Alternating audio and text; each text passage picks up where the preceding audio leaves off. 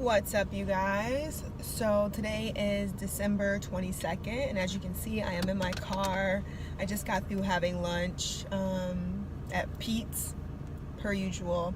I had some grilled chicken wings and like a cucumber salad. It was pretty good. So, you guys. So, one of the reasons I do YouTube is to kind of, especially YouTube in the sense of like vlogs, is to kind of keep it real with y'all about my life for the most part. I mean, not every detail needs to be talked about, but certainly I think YouTube and vlogging is helpful when you're watching people who have relatable kind of life issues. So I know, like, generally on my vlogs, it's usually very kind of happy-go-lucky vibe, and typically that's the kind of person I am. It takes a lot for me to kind of be down, even if things in my life aren't perfect. Like, I've learned how to like compartmentalize everything, and so like I can grieve over something or be sad over something, but not have it impact like my, you know, my day-to-day life. Like, it doesn't impact me going to work or you know, wanting to be a part of like my social life, or it doesn't impact like me wanting to do the things that I enjoy, like whether it be shopping or exercising or spending time with friends or whatever the case may be. I've always been pretty good at compartmentalizing the things that are causing me any type of sadness or grief in my life. So as much happiness and blessings I've had this year, it's also been a stressful year.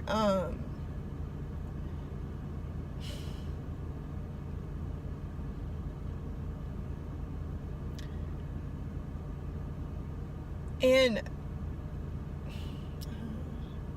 so, like I said, it's been stressful. A lot of things have been going on, and I don't disclose them. I don't not disclose those things because I'm trying to hide them from you. It's just because, like I said, I've learned how to not dwell on things that aren't going perfectly in my life. Maybe it's survival mode, I'm not sure. I know my mom is very much the same way. I can probably count the number of times I've seen her cry in my life, and she never really talked with us about things that were going on at the time. She's opened up a little bit more as we've gotten older about things that she went through, and when I tell you I've been like shocked by some of the things that she's gone through. Like, even when I was alive and, you know, born, like, I never knew because she never let us kids know like anything was ever, you know, going on. So maybe I get that from her. But anyway, I know you guys are probably wondering, like, what's the point of all this? Like, why are you saying all this? And I'm just like, it's been an emotional year. It's been a very trying year for my family. My grandma, who is like a second mother to me, has breast cancer. She's had it for a while, but it has now metastasized, and it has gone to all of her organs and her brain, and she has suffered from some strokes, and she has advanced dementia, so she no longer really recognizes people, or she no longer is in touch with reality, I guess is the best way I can say it. So that's been really emotional, just because, like I said, my grandma was like a second mom to me, and it wasn't like a grandma-granddaughter relationship where occasionally like I talked to her, or it was like, oh, some duty to like go to your grandma's house or to call her. Like, I literally used to talk to my grandma like 2 or 3 times a week up until about a year and a half ago when she had her first stroke, and I immediately knew that she was different. I could tell by our conversations, I could tell by the things she would ask or not ask me that the stroke had really changed a lot of things and the dynamic of our relationship. So it's been really hard to kind of slowly watch her deteriorate, and to the point now where she doesn't recognize like my mom. She doesn't know where she is. She's can't go to the bathroom on her own. She wears like diapers, and it all feels like to me that it happened just really fast. And so yeah, it's been tough. It's been tough on my mom. It's been tough on my granddad. My mom's a nurse, for you guys who don't know, so it's been a lot of stress and pressure on her to be the one to know what to do and to how to handle it all. And yeah, so it's just been really difficult. And there's other things that just like family stuff, like, you know, extended family things, a lot of kind of family drama that has really started to kind of surface since my grandma got really sick. And so it's just been really hard, especially at a time where, you know, I'm planning a wedding, and I want for it to be a very fun and like happy time.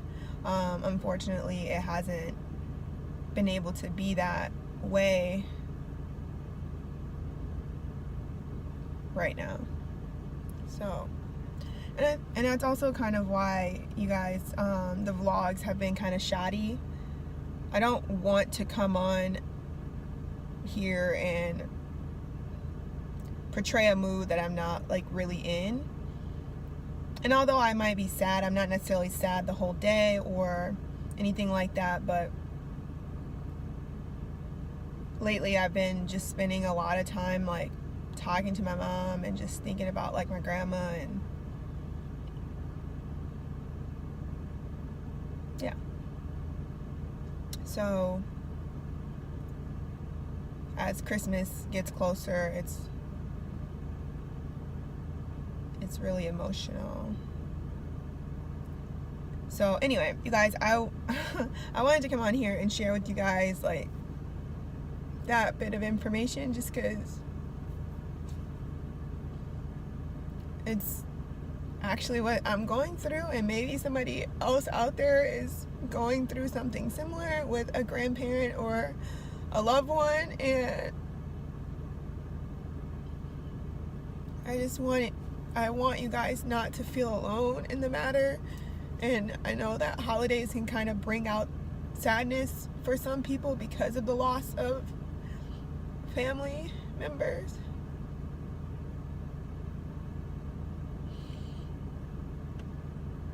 So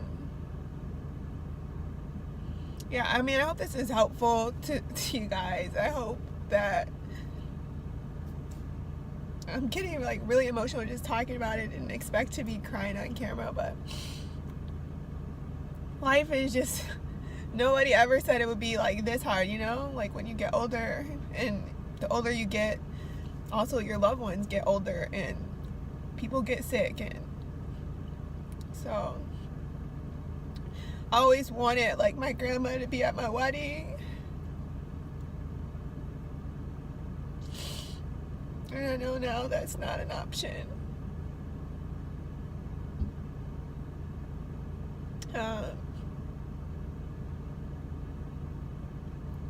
Anyway, guys, I think I'm gonna stop the video here because I have to get back to work. But I hope that anybody who's also hurting during this time, that they find peace somewhere, and hope that things will get better, and happiness.